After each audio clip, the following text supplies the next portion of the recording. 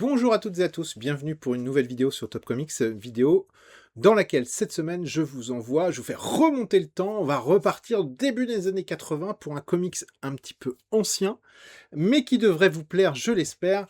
Je veux parler de Marvel 2-in-1, la chose contre Ghost Rider 1981. Quand je vous disais le tout début des années 80, je ne me moquais pas de vous. Alors c'est quoi le principe de Marvel 2-in-1 ? Le principe de la série, déjà la traduction, ça serait un peu deux persos pour le prix d'un. Vous avez la chose dans chaque aventure, qui est donc un des personnages clés des 4 Fantastiques, qui s'associe à un autre personnage Marvel le temps d'une aventure. Voilà un peu le concept de Marvel 2-in-1. Alors l'avantage pour ce concept, c'est que ça va permettre à Marvel de proposer, de visiter, voire de revisiter tout un tas de concepts et de personnages qui existent déjà dans l'univers Marvel, voire même de proposer des personnages nouveaux, comme ça va être le cas dans cette intégrale avec l'Aigle américain par exemple. Marvel, c'est vraiment un univers. Et donc le fait d'avoir une série qui chaque mois propose d'associer la chose à quelqu'un de neuf, ça va permettre de dynamiser cet univers et de continuer à exploiter ce catalogue de personnages de manière très dynamique. Et c'est particulièrement intéressant. Dans cette intégrale, pas Hulk, c'est la chose va rencontrer la chose et Hulk, la chose et les Avengers, Iceberg, l'homme-chose, Wonder Man, l'Aigle américain, Blue Diamond, Ghost Rider, le Prince des Mers et Captain America. Et on peut même rajouter Giant Man, puisqu'il y aura régulièrement en fil rouge Giant Man. L'autre intérêt de cette série, de Marvel 2-in-1, c'est que ce sont généralement des aventures au format unitaire. C'est-à-dire que chaque épisode fait un début, un milieu, une fin.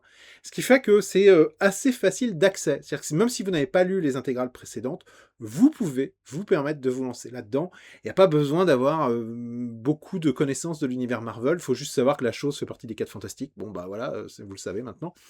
Mais c'est à peu près tout, quoi. Les aventures sont vraiment conçues pour des personnes qui liraient des comics pour la première fois. On retrouve la saveur du vieux Marvel avec des dessins relativement modernes. Alors on est quand même en 80, hein, donc voilà, faut pas vous attendre à des dessins totalement modernes comme ceux d'aujourd'hui, mais vous avez de très très chouettes trucs. Moi, j'aime beaucoup les deux dessinateurs qui sont à l'œuvre dans cet album. Vous avez Alan Kuperberg et vous avez Ron Wilson, qui sont de très très bons dessinateurs, comme vous le verrez tout à l'heure. On va le feuilleter ensemble. Mais ce sont des dessinateurs qui s'appliquent, qui rendent des planches très claires, très lisibles, et surtout bourrées de détails. Et ça me plaît beaucoup. Et dans cette intégrale-là, spécifiquement, vraiment dans celle-là, il faut savoir qu'il y a des inédits. Cette série Marvel 2-in-1 a été publiée en France régulièrement par Luc dans le magazine spécial Strange. Il y a eu quelques petites publications à droite à gauche dans Nova, je crois aussi, puis dans d'autres revues, comme quoi on peut vraiment prendre des épisodes par-ci par-là, et puis c'est pas trop, c'est vraiment des unitaires.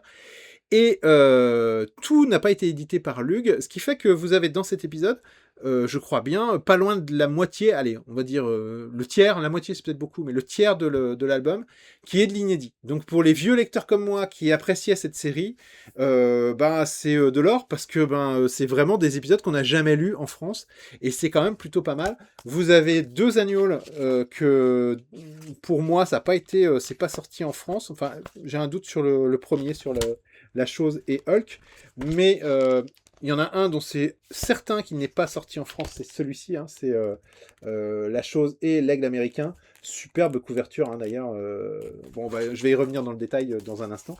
Mais vous avez pas mal d'inédits, et c'est particulièrement intéressant. Un mot sur la traduction, j'en parle pas très très souvent de cette traduction. Elle est assurée ici intégralement par Nick Maylander. J'espère que j'écorche pas son nom de famille, mais ouais, je vais dire Maylander. Ce qu'il y a de bien avec ce que fait Nick Maylander, c'est qu'il trouve un ton, je trouve, assez juste. C'est-à-dire que ce n'est pas une traduction où on va employer un langage d'aujourd'hui, familier, mais il trouve un bon mix entre un langage plus ancien, celui des années 80, et celui d'aujourd'hui. Ce qui fait qu'on sent bien à la lecture qu'on n'est pas dans notre époque contemporaine, on n'est pas dans les années 2020, mais on sent, on n'est pas non plus dans une traduction qui est une traduction vieillotte, quoi. Enfin voilà, qui fait dans son jus. Donc c'est bien joué de la part de Nick Maylander. Je voulais juste le signaler. C'est vrai qu'on râle régulièrement, enfin quand je dis on, c'est pas moi je râle pas contre les traducteurs, mais j'entends par-ci, par-là, de temps en temps, sur les forums, sur Facebook, sur YouTube, des gens râler contre les traductions. Quand c'est bien fait, faut aussi le dire. Et là, je trouve que le ton est parfaitement ajusté au, comment dire, au contenu. Bref, c'est une intégrale qui, pour les vieux routards comme va nous rappeler la fin des années 80 en France. Pour des débutants, si vous ne connaissez pas du tout, ça se lit aussi très bien, à condition évidemment de ne pas être allergique au dessin des années 80 et à une certaine manière de raconter les histoires des années 80. Mais tentez le coup. En plus, la seule chose que vous risquez, c'est de vous dire mince, c'est vachement bien, j'ai envie de découvrir la suite. Allez, on se retrouve tout de suite dans un instant, le temps de changer de plan, le temps d'installer mon matériel pour que je puisse mettre mon bouquin et vous le filmer du dessus. Enfin, vous allez voir, j'ai investi, j'ai acheté de quoi filmer l'album. Mettez-le moi d'ailleurs en commentaire si ça vous a plu, enfin si ça vous plaît, ce qui va venir là dans les minutes qui suivent. Si le fait que je feuillette le bouquin et que je vous le montre et que je m'arrête pour vous montrer 2-3 trucs sur les planches, ça vous plaît. Et puis, tant qu'à faire, si vous avez aimé cette vidéo, si vous aimez ce que vous y trouvez, pensez bien à vous abonner parce que ça aide vraiment la chaîne, ou pensez à mettre un petit like ou un petit commentaire. Voilà, sur ce, on se retrouve, le temps de préparer tout ça, on se retrouve, il va y avoir une petite coupure au montage et on se retrouve tout de suite. Bon, et ben écoutez, je vous propose maintenant de passer au feuilletage de l'intégrale Marvel 2-in-1. La chose contre Ghost Rider, mais évidemment, il n'y a pas que Ghost Rider dans cette vidéo. J'ai enlevé la jaquette pour que ce soit évidemment plus facile de feuilleter cet album. Comme dans tous les albums de cette collection, on a une couverture en toile jaune moutarde. Et donc, nous allons le parcourir ensemble. Et je vais vous donner quelques petits commentaires que j'ai pu relever par rapport à cette édition. Donc on a le Marvel 2-in-1, donc 80-81, qui contient les épisodes 75 à 82, ainsi que les annuals 5 et 6, et c'est principalement Todd DeFalco, Alan Kuperberg et Ron Wilson qui sont à la manœuvre. On a la présentation tout à fait classique des intégrales, une préface en 4 pages de Jim Salicrup, qui parfois les éditoriels comme ça signés des personnes qui ont participé à la construction des histoires sont parfois intéressantes. Là, c'est pas ce qu'il y a de plus réussi. Voilà. Alors, on démarre tout de suite avec un épisode qui est un épisode inédit, à ma connaissance. C'est l'annual La Chose et Hulk. Un épisode de 48 pages qui n'est pas scénarisé par Tom DeFalco ni dessiné par Ron Wilson, mais c'est Alan Kuperberg qui se charge de cette aventure. Alors, c'est un annual, et ce qui va être intéressant, donc c'est une énième rencontre entre La Chose et Hulk, sauf qu'il va y avoir un invité supplémentaire, c'est l'étranger qui va en fait être à la baguette, comme nous allons pouvoir le voir. L'épisode démarre avec La Chose et les 4 Fantastiques. On peut voir que Kuperberg, il a une manière, je trouve, bien à lui de dessiner les personnages. Je pas souvent l'habitude de voir,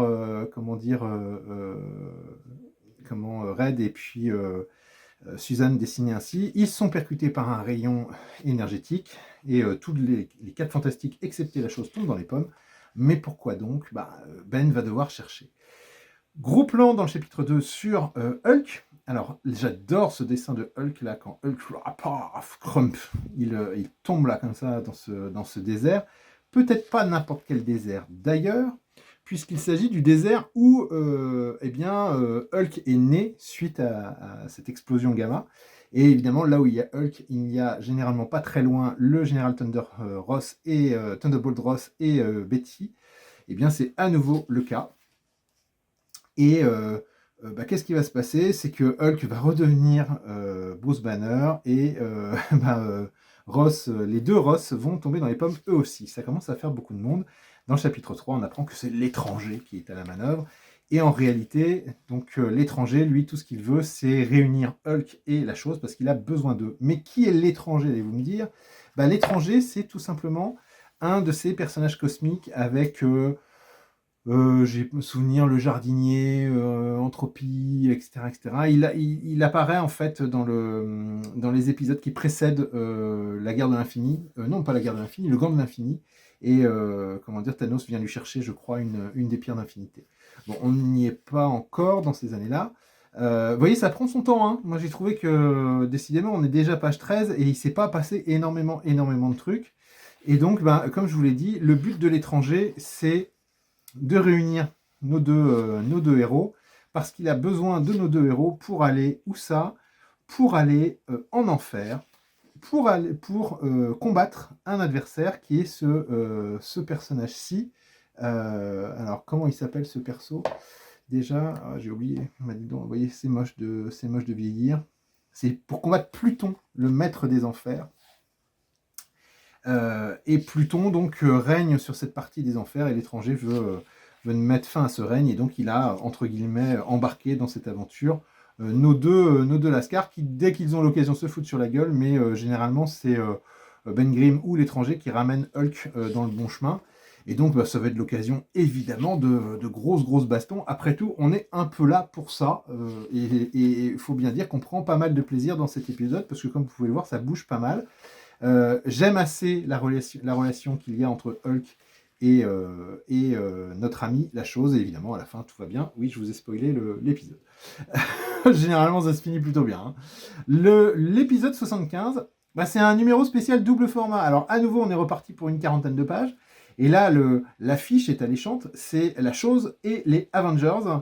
Et alors ça va être un épisode assez riche comme vous allez pouvoir le voir, parce qu'il y a La Chose, les Avengers, il y a le Super Adaptoid, il y a Blastar et il y a Annihilus. Bon, voilà, c'est chargé comme épisode. Les petites têtes de perso qui apparaissent sur le côté ici, dessinées par John Byrne, hein, on reconnaît son style.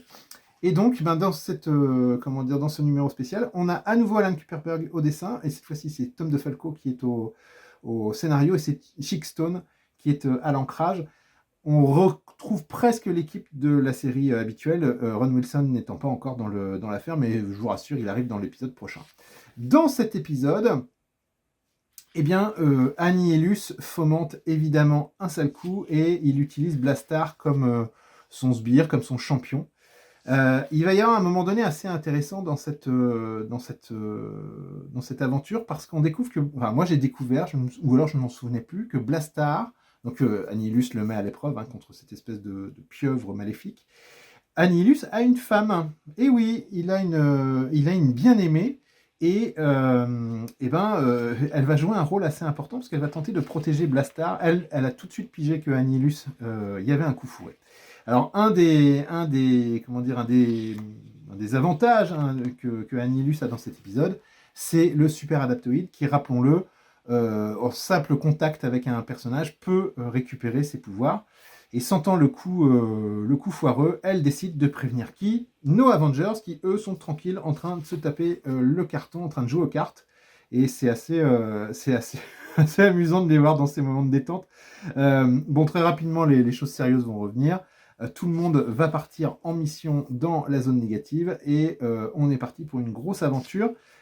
On a toujours une petite histoire de couple là, une petite baston parce que Blastar il veut rien entendre et puis voilà quoi, c'est un peu un macho. Elle a beau dire ce qu'elle veut, la femme, lui il s'en fout.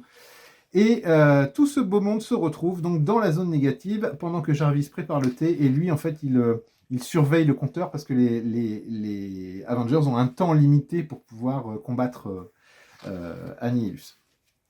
Bon, c'est une aventure assez sympa. Moi, j'aime beaucoup je trouvais ça assez sympathique cette aventure. Aujourd'hui, ça serait un crossover, quoi. Mais là, c'est un épisode de 48 pages de Marvel 2-in-1.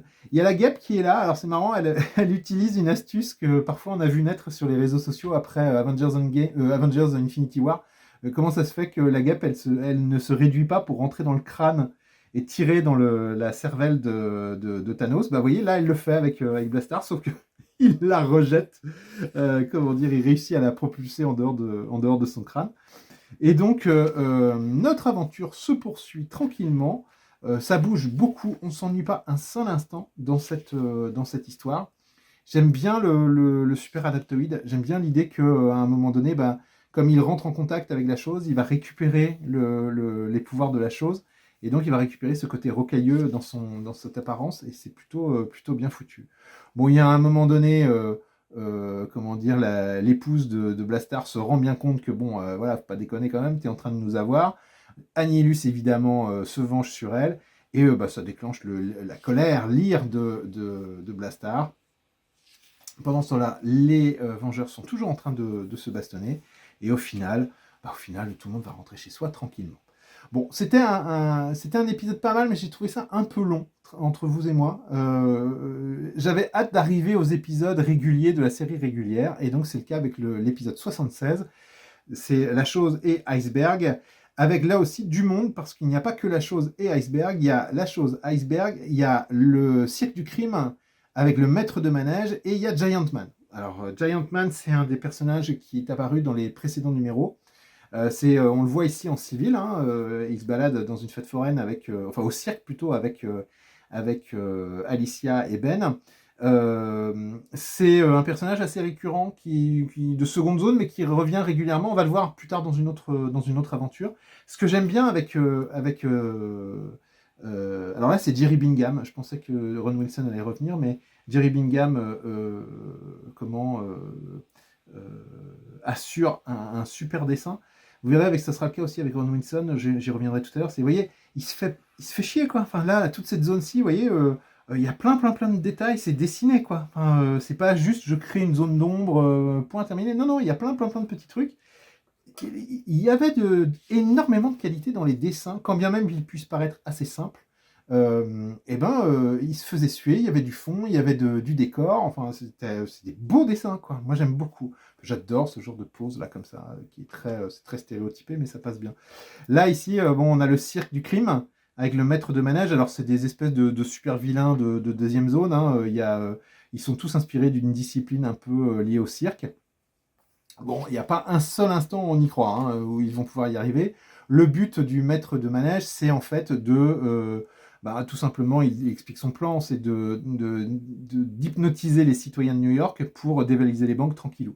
Au passage, c'est un épisode où on découvre une petite origin story du maître de manège, si vous n'en aviez jamais vu jusqu'à présent. Bon, il s'avère que, comme je vous l'ai dit, Ben Grimm et ses potes, son pote et sa fiancée sont au cirque.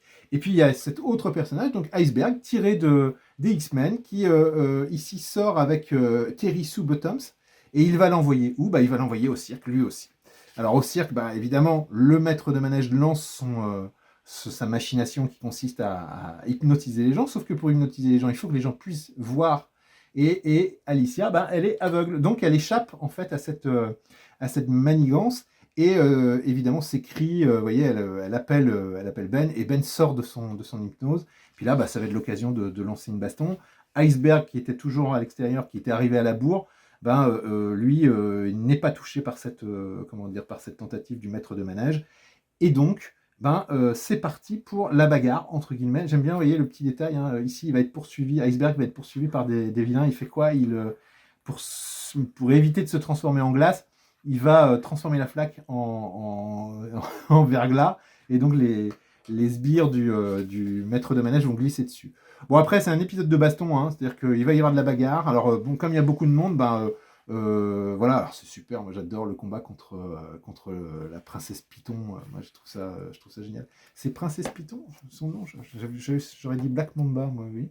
Black Mamba, je dois la confondre. Ouais, c'est Princesse Python, je la confonds avec un autre personnage. Bon, alors évidemment, comme il y a beaucoup de persos, il y a plein de micro-combats.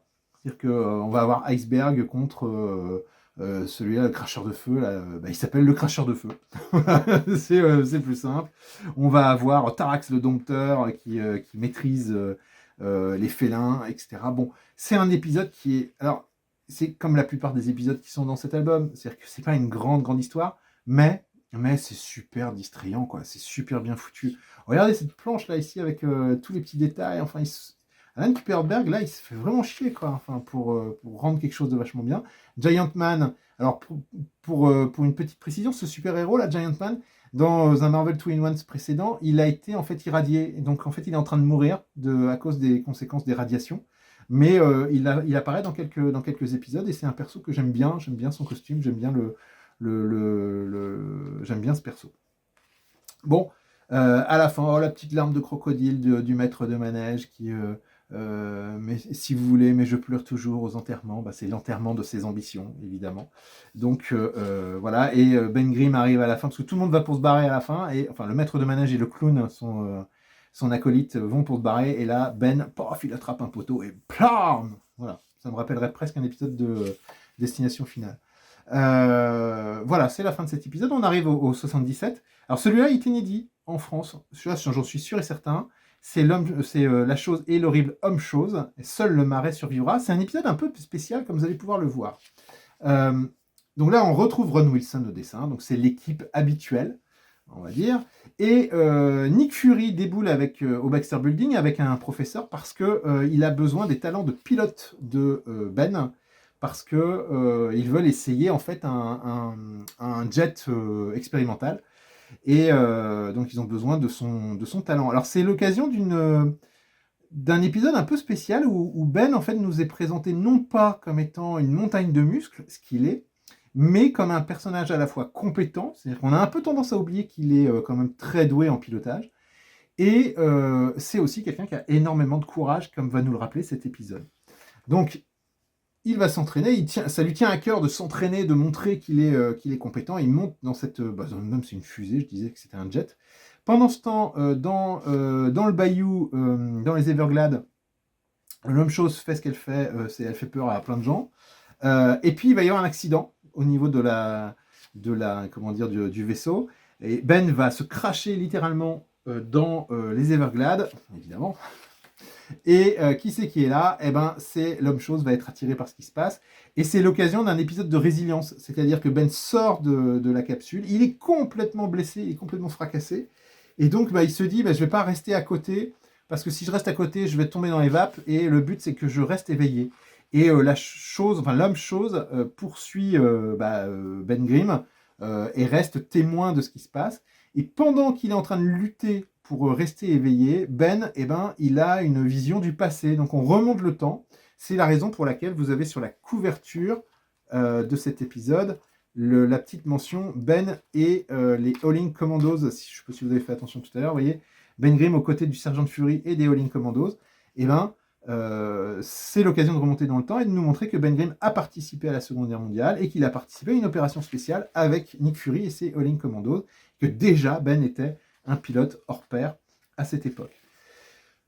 Donc c'est un petit flashback très sympathique, moi j'ai bien aimé, et puis on revient dans le présent, les rednecks du coin cherchent des noises à l'homme-chose, ils ne devraient pas, et au final, les 4 Fantastiques vont trouver le vaisseau endommagé, et Ben va jusqu'au bout de ses forces résister, tenir. Évidemment, il y a une petite incompréhension entre l'homme-chose et la chose, et au final, il va être récupéré par les 4 Fantastiques, et tout ira bien, mais il a quand même bien morflé. Bon, l'épisode se termine par, on a 2 monstres, mais l'un de ces 2 monstres a une famille, tandis que l'autre est seul, désespérément seul dans les marais. L'épisode 78 qui est ici, c'est donc l'homme-chose et Wonder Man, comme vous pouvez le voir. Alors cet épisode-là, il est assez marrant. Silence sur le plateau, lumière action, caméra action. Alors il est en plus d'autant plus marrant au moment où je vous l'enregistre qu'il va y avoir la série Wonder Man qui va sortir dans quelques jours sur Disney+. Et là, donc c'est... vous allez voir, l'épisode se déroule sur un plateau de tournage. En fait, on découvre qu'il existe une série de télé qui s'appelle Monster Man, dans laquelle joue Simon Williams, alias Wonder Man. Et cette série télé passe à la télévision, a un énorme succès. Un des méchants de cette série, c'est Captain Chlorophyll, hein, comme vous pouvez le voir là. Et donc, il y a Monster Man avec Kid Monstro, donc c'est quasiment un décalque de la chose. Et cette série a énormément de succès, ce qui agace beaucoup Ben Grimm. Il y a même en fait une chose mobile, je ne sais pas si vous l'apercevez derrière ici, je trouve ça super rigolo, avec des dialogues complètement débiles faits exprès, hein, vous voyez, le vert et l'orange ne s'accordent pas, ha ha ha, ho ho ho, bon bref, voilà, comme dit Ben Grimm, je crois que je vais vomir. Et Ben décide d'aller sur le plateau de tournage. Là, petit clin d'œil à Jack Kirby, hein, vous voyez, l'appareillage ici, on est typiquement dans un truc graphiquement qui rappelle beaucoup Jack Kirby, c'est même à se demander si ce n'est pas Jack Kirby. On a un des producteurs de la série, et Wonder Man. Au passage, on découvre qu'il y a un chose-chien, voilà. Donc je trouve ça assez fun. Et donc on rentre dans les coulisses de ce tournage, et il y a une espèce d'incompréhension entre la chose et Wonder Man. C'est-à-dire, Wonder Man ne comprend pas pourquoi la chose prend ça mal. Et donc, ça va faire réfléchir Wonder Man. Et il va partir s'excuser auprès de Ben Grimm. Et pendant ce temps-là, le producteur, le créateur de la série télé, va aller voir celui qui manigance tout. Et celui qui manigance tout, c'est cet homme dans l'ombre que vous voyez, qu'on voit un petit peu plus ici, dans un style très Jack Kirby. Hein. Ron Wilson, je trouve, rend... vous voyez là, les appareillages ici... là, on a les Crackle Dots, hein, qui sont une des marques de fabrique de Jack Kirby.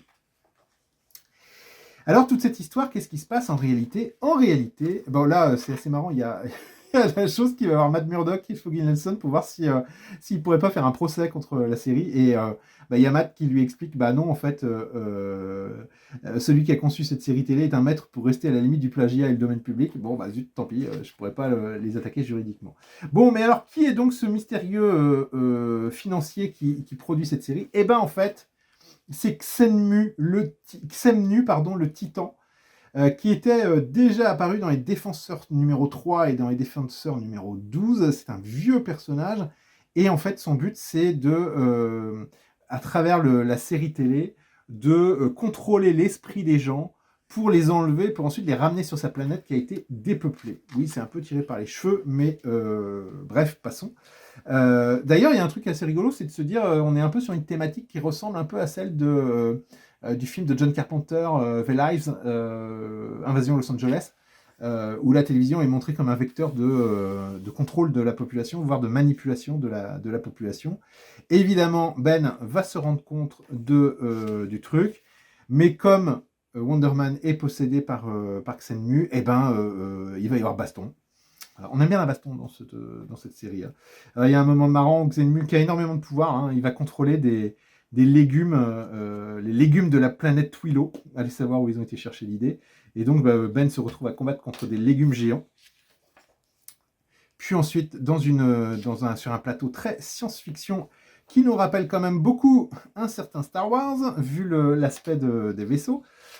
Et au final, Ben va finir par s'en sortir. Et Xenmu va quitter. Vous voyez, il avait un vaisseau dans son bungalow, il avait un vaisseau qui attendait. Et tout rentre dans l'ordre. Et la question à la fin de Ben, c'est Salut Franklin, qu'est-ce qu'il y a à la téloche ce soir? Ah non, j'arrive pas à croire. Bah, t'en fais pas, tonton Benji, l'épisode vient juste de commencer, tu n'as pas raté une seule minute. Xenmu, le titan et ses amis. Donc, comme quoi, ça ne s'arrêtera jamais. Et la télévision continuera toujours à essayer de contrôler ses spectateurs. Bref, et après on vient de dire que les comics c'est pas politique. L'épisode suivant c'est aussi un inédit. Il n'est jamais passé, il n'a jamais été diffusé en France. C'est un épisode dans lequel on va avoir l'Aigle américain, qui est un personnage créé par Ron Wilson, le dessinateur. Pardon, et comme vous pouvez voir, il y a du monde puisqu'il y a aussi Claw et il y a Khazar et Wyatt Wingfoot. Ce dessin-ci sur la couverture, en fait, c'est une reprise directe d'un des dessins qui se trouve à l'intérieur, vous voyez, de cet album. Ça, c'est l'Aigle américain. C'est un très beau personnage, je trouve. L'épisode n'est pas extraordinaire. J'étais un petit peu déçu. Je m'en faisais toute une joie. On va avoir Ben qui reçoit en fait la visite de Wyatt Wingfoot. Wyatt Wingfoot, c'est un natif américain qui était un pote de fac de Johnny Storm. Et donc là, il vient chercher de l'aide. Il lui raconte une ancienne légende indienne, comme quoi les dieux, les dieux indiens en fait régulièrement donnent un pouvoir extraordinaire à l'un des leurs. Bon, alors oui, ça prend un certain temps quand même. Et puis, Wyatt va lui expliquer qu'il y a 2 frangins dans une tribu à côté d'une mine qui ont commencé à se foutre sur la gueule. Cette mine a été vendue aux Blancs, qui l'exploitent. Les natifs américains ne sont pas d'accord, ils se rebellent, et finalement, les Blancs qui exploitent cette mine décident de tirer à vue. Et donc, nos 2 frères se retrouvent à poursuivre les personnes dans la mine, mais en réalité, un des frères est un traître, et c'est celui qui a le pantalon jaune. Ils se battent, toute la mine s'effondre sur eux, et un seul en ressort, c'est en fait le futur aigle américain, oui, je ne me trompe pas. Et l'Aigle américain est parti chercher les Blancs qui avaient organisé cette opération de minage. Et donc, il va en Terre Sauvage parce que ces personnes ont décidé d'aller en Terre Sauvage récupérer du vibranium. Oui, l'histoire est un petit peu alambiquée, mais on n'est pas là pour ça. Évidemment, dès que vous rentrez en Terre Sauvage, qu'est-ce qui se passe? Vous attirez l'attention de Khazar. Je trouve que le dessin ici a un faux air de Neil Adams, je ne sais pas pourquoi. Ça va être l'occasion d'une baston entre Neil Adams, non, entre l'aigle américain et Khazar. Et bon, évidemment, en Terre sauvage, il y a des dinosaures, donc ça, c'est un des plaisirs du truc. Ils vont finir par devenir potes. Là-dessus arrive Wyatt Wingfoot et la chose. Et c'est l'occasion de découvrir que derrière tout ça, vous avez aussi Klaue, qu'on avait perdu de vue et qui revient. Et donc, tout ce petit monde va se retrouver à affronter Cloud et ses mineurs, ouais, non, enfin, il y a juste Cloud, quoi, avec quelques hommes de main. Et donc, c'est grosse baston. Alors, le frère qui était censé être mort, en fait, a survécu et il avoue sa traîtrise. Et donc, c'est la baston entre les deux frangins. Baston qui va mal finir, puisque le frangin, le mauvais frangin, va finir par décéder, écrasé par des dinosaures. C'est un coup du sort.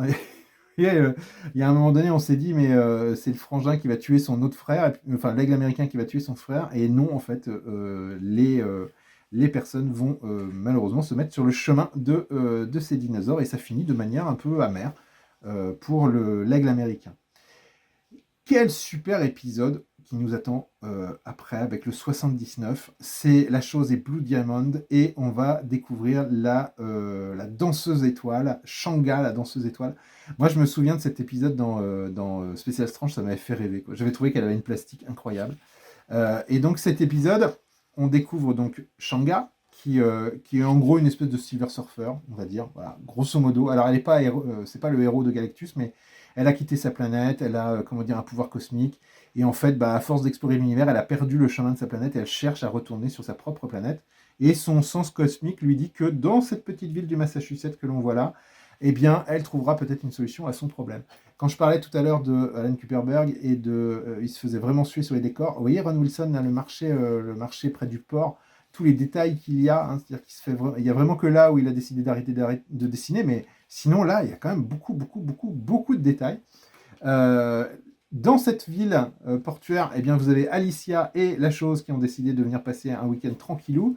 Lui, la chose, lui, ce qu'il veut, c'est aller pêcher. Et il s'avère que dans cette petite ville, dans cette petite bourgade, vit en fait un ancien super-héros, Blue Diamond. De son vrai nom, je ne l'ai pas là, il doit être quelque part sur la page, mais je l'ai un peu perdu de vue. Oui, c'est Elton Morrow. En fait, il a vieilli.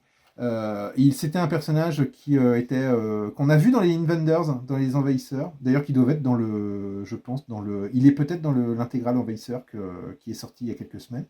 En fait, ce pouvoir, son corps est dur comme le diamant. Et d'ailleurs, il peut découper le miroir directement avec un doigt. Waouh! Mais c'est aussi un personnage très très vieillissant et qui s'interroge sur ce qu'il a vécu et sur son avenir. Et Shanga va arriver dans cette petite ville, elle va la mettre sous cloche et elle va foutre un peu le bazar, ce qui va pas plaire à notre Ben Grimm. Et donc Ben Grimm décide de s'attaquer à Shanga. Pendant ce temps-là, Blue Diamond lui aussi va intervenir.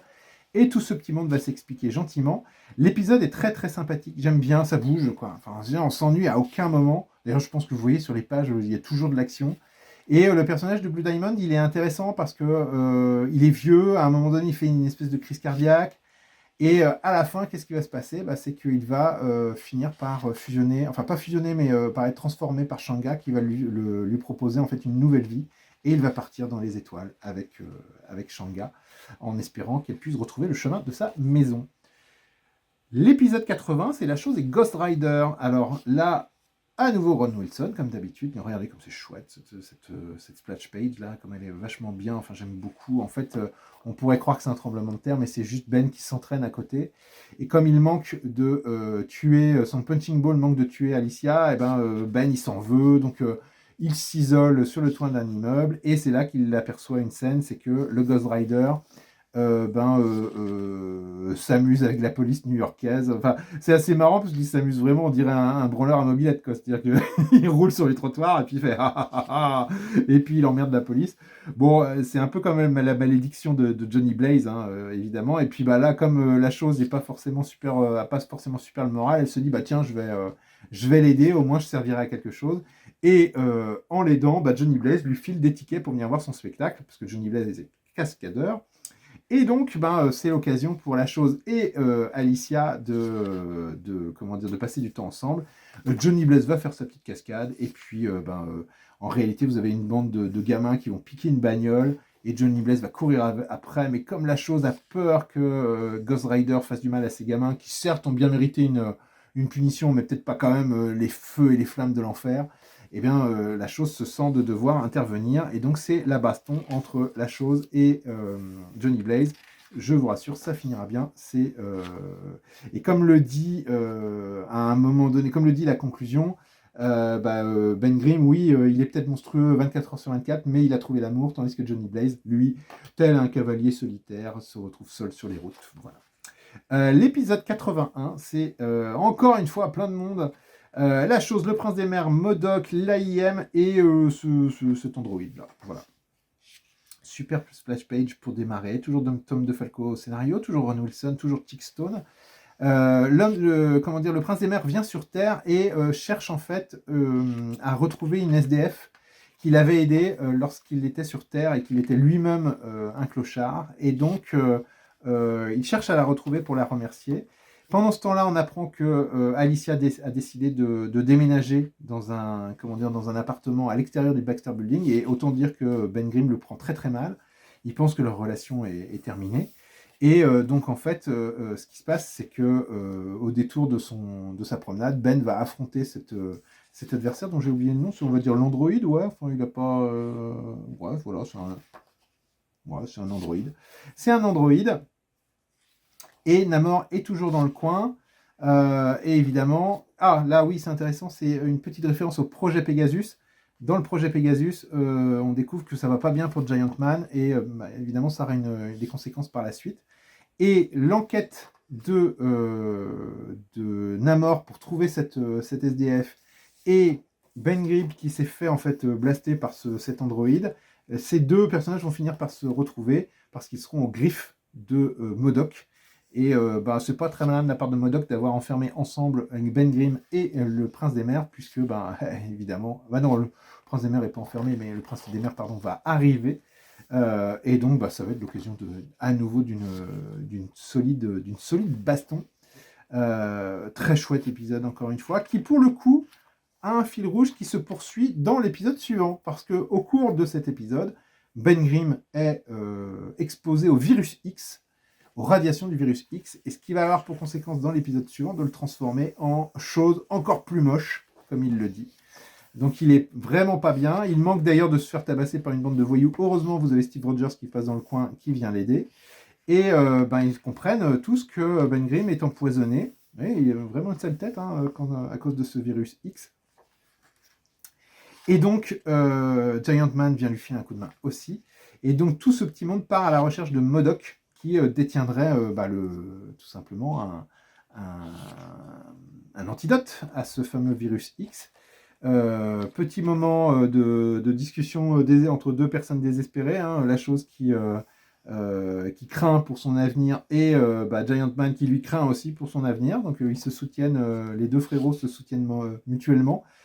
Les dessins à la Jack Kirby, ces deux cases là, je suis presque à me demander s'il ne s'agit pas d'un décalque de dessin de Jack Kirby, tellement ça rappelle cette idée. Et donc, grosse baston, encore une fois, voilà, avec Captain America, avec Giant Man, avec Ben Grimm, c'est quand même super plaisant, et on arrive à la fin, et comme d'habitude, Ben Grimm, il peut compter sur sa famille, mais Giant Man, lui, l'avenir est beaucoup moins rose. On a ici une petite publicité pour le Avengers 75, celui avec les Avengers, c'était rigolo, où la chose feuillette le numéro et dit, il y a plein de monde dans cet épisode. Quelques documents, un dessin original de l'Aigle américain. Ici, un extrait de Foom 21 dans lequel Ron Wilson raconte la création de son personnage avec une photo de Ron Wilson.